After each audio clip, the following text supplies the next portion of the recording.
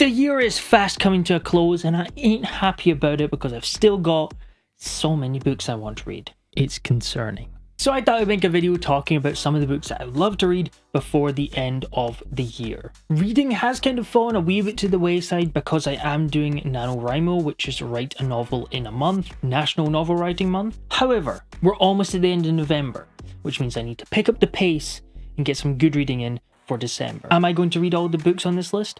Probably not. This is the plan. Starting with the book I'm reading right now, which is Assassin's Apprentice. I said I would do it, and I'm finally doing it. We're reading some Hob, and I am having such a good time. I'm still super early in the book, but I am having a really good time. This is kind of what I expected the story was going to be.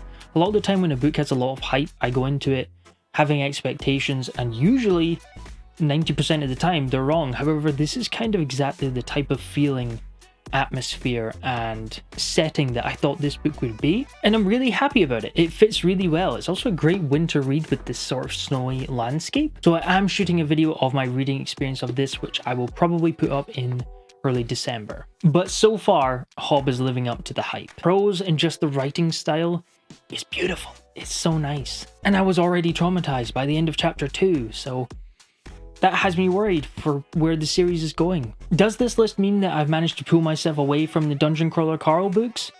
No.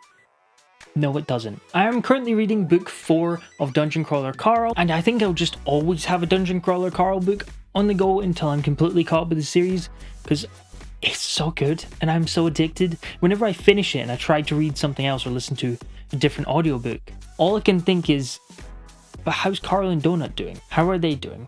What are they up to?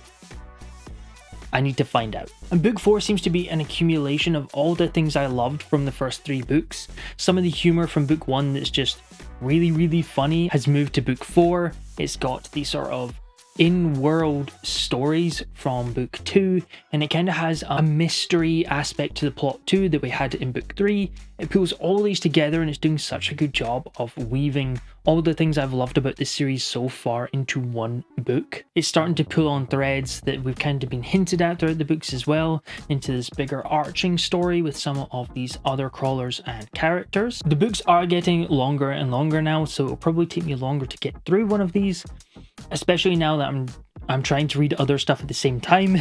After going through a phase of just reading just Dungeon Crawler Carl, it's quite good to mix in some other stuff, so at least I have some other books to talk about other than Dungeon Crawler Carl. However, it's all I really want to talk about. But I do also want to listen to the prequel to Legends and Lattes on audio because it is narrated by the author himself, Travis Baldry, who is a super talented audio narrator. I really enjoyed Legends and Lattes. It was just a very relaxing, low stakes, cozy book. So I'm kind of hoping the same sort of atmosphere and vibe to the prequel, and it is very short. So after I finish Dungeon Crawler Carl, I will probably pause that series just so I can listen to the prequel before jumping into book 5 of Dungeon Crawler Carl. I think it'll be a really good wind down book for the end of the year, just something a wee bit cozier, warmer, nice, not super traumatic or dark like a lot of the other reads. Looking at you, Robin Hobb. And not only that, I do plan on reading Flowers for Algernon.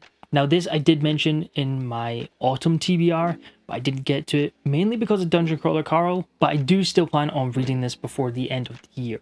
All I really know is it's meant to be traumatic, so I will be filming the reading experiences for this as well. It's made a lot of people cry. I don't really cry from books, but we'll see. We'll see how close I get with this book. Nothing says fun like an emotional gut punch. My big main physical December read is going to be Sword of Kaigen. We are doing a read along over on the channel Discord, which just launched this week. So starting December 1st, I will be reading this and talking about it in the read along Discord. So if you want to join that, links in the description.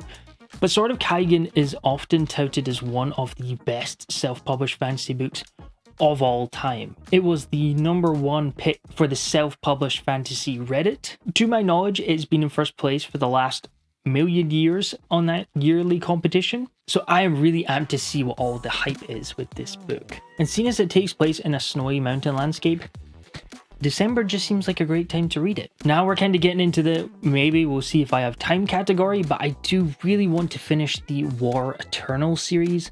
I have read the first 3 books, so I'd love to get to books 4 and 5 before the end of the year. Eska, the main character to this series, is one of my favourite characters. She's such an interesting but troubled character, and I think this series does a really good job of getting in her head and just seeing who she is as a person. She feels so real. I'm half convinced that Rob didn't actually write these and he just found ancient tomes from a different world, and this is actually Eska retelling her story. I'm on to you, Rob. I have been listening to this series on audiobook. The audiobook narrator is incredible, so I'll probably read these on audiobook as well. But I'm so excited to see how Rob closes out this series. Even the covers tell a story of how far Eska goes as a character. The very first book has her chained and in rags.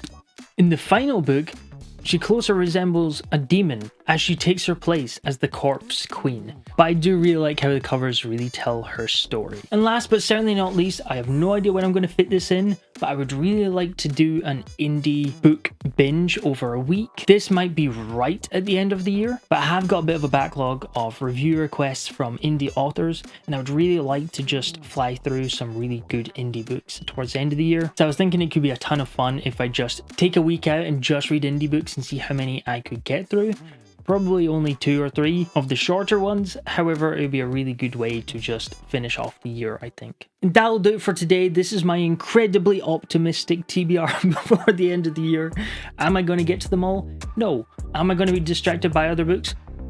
Possibly. However, I have completely tied myself into sort of Kaigen in December because we're doing the buddy read over on the Discord. So if you want to join that read along, the Discord is in the description below. But let me know, what do you plan on read before the end of the year? Have you read any of these? If so, what did you think? Let me know so I know which ones I should really be prioritizing. Also, I want to say a huge thank you to my patrons who joined the Patreon page that launched on Friday. The first Patreon exclusive video is going out next weekend. It will be a review of season 1 of One Piece on Netflix. But I do plan on doing a ton of book related videos exclusively on the Patreon as well, including an extra reading vlog which will go up in December on the Patreon page. And there's a ton of other added extras, including writing snippets, and that's also where we will vote for the books that will be read in the book club. So again, a huge thank you to the early adopters that have hopped over there. I really appreciate it, and it's huge for the channel. But thank you very much for watching. Ouch! Ooh, forgot those books were behind me. Ow. Andrew.